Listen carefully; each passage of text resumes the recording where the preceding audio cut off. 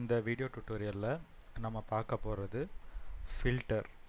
இதுவும் advance data ஸ்ட்ரக்சரில் one of the category. Last time map அப்படின்ற ஒரு மெத்தட் பார்த்தோம். இது ஃபில்டர். ஸோ இது என்னென்னா, இப்போ டேட்டாஸ்லாம் நம்ம ஒரு அரே லிஸ்ட்டில் கொடுக்குறோன்றப்ப அதில் இப்போ இன்கேஸ் இந்த எக்ஸாம்பிள் ஒன்று நான் உங்களுக்கு ரன் பண்ணி காட்டுறேன் பாருங்கள். இதில் என்ன பண்ணியிருக்கோன்னா, ஸோ ஒரு லிஸ்ட் ஆஃப் அரேஸ் கொடுத்துட்டு இதில் இருக்கிற ஈவன் நம்பர்ஸை மட்டும் ஃபில்டர் பண்ணி நம்ம அவுட்புட் ஸ்க்ரீனில் பிரிண்ட் பண்ணிக்க போகிறோம். ஸோ அதுக்கு யூஸ் பண்ணுறது இந்த ஃபில்டர். நான் ரன் பண்ணி காட்டுறேன். ஸோ ஒரிஜினல் அரேயில் பார்த்தீங்கன்னா 1லேருந்து 9 வரைக்கும் நம்ம டேட்டாவை உள்ளே ஃபீட் பண்ணியிருக்கோம். அப்போ இதில் இருக்கிற ஈவன் நம்பர்ஸை மட்டும் கலெக்ட் பண்ணுறதுக்கு இந்த இடத்துல ரெண்டாவதாக ஒரு ஃபங்க்ஷன் க்ரியேட் பண்ணியிருக்கோம் ஃபில்டர் யூஸ் பண்ணி. இப்போ நம்ம ரன் பண்ணால் 2 அவுட்புட் நமக்கு வரும். ஸோ ஒரிஜினல் அரே அப்படின்னு சொல்லிட்டு 1லேருந்து 9 வரைக்கும் நமக்கு ஒரு அவுட்புட் பிரிண்ட் ஆகுது. அடுத்தது ஃபில்டர்ட் அரே அப்படின்னு சொல்லிட்டு ஈவன் நம்பர்ஸ் மட்டும் நமக்கு ஒரு பக்கம் பிரிண்ட் ஆகுது. இப்போ இது எப்படி ஒர்க் ஆகுதுன்ற கோடை நம்ம லைன் பை லைன் பார்க்கலாம்.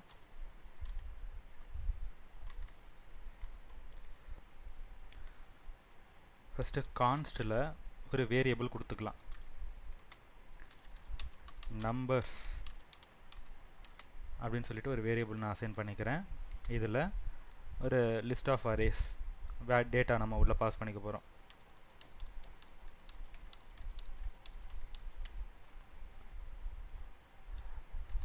அடுத்தது இப்போ இன்னொரு ஒரு கான்ஸ்டில் நம்ம இதை வந்து ஈவன் நம்பர்ஸை மட்டும் இந்த ஃபஸ்ட்டு டிக்ளேர் பண்ணியிருக்கிற இந்த 1 to 9 இதில் இருக்கிற ஈவன் நம்பர்ஸை மட்டும் நம்ம கலெக்ட் பண்ணி ஒரு நியூ வேரியபிளில் ஸ்டோர் பண்ண போகிறோம். ஸோ அப்போ அதுக்கு ஒரு நியூ வேரியபிள் நம்ம இந்த இடத்துல மென்ஷன் பண்ணணும்.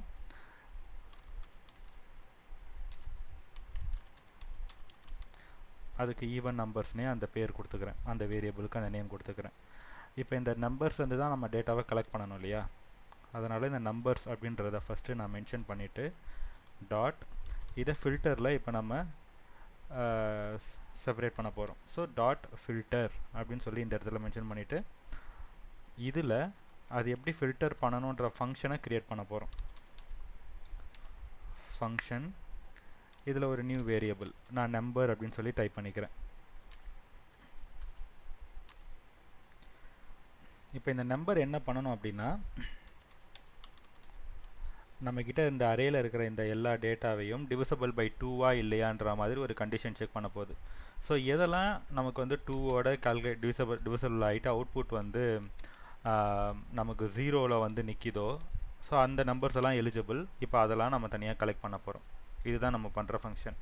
ஸோ இந்த ரிசல்ட்டை நம்ம வெளியே வந்து கன்சோலுக்கு பாஸ் பண்ணணும். ஸோ அதனால் ரிட்டர்ன் அப்படின்றத நான் மென்ஷன் பண்ணிக்கிறேன். ஸோ இங்கே இருக்கிற டேட்டாவை எனக்கு வந்து அவுட்புட் கன்சோலுக்கு புஷ் பண்ணிடும். இப்போ 2 அவுட்புட்டையும் நம்ம செக் பண்ணி பார்க்க போகிறோம். console.logல இந்த நம்பர்ஸ் ஃபஸ்ட்டு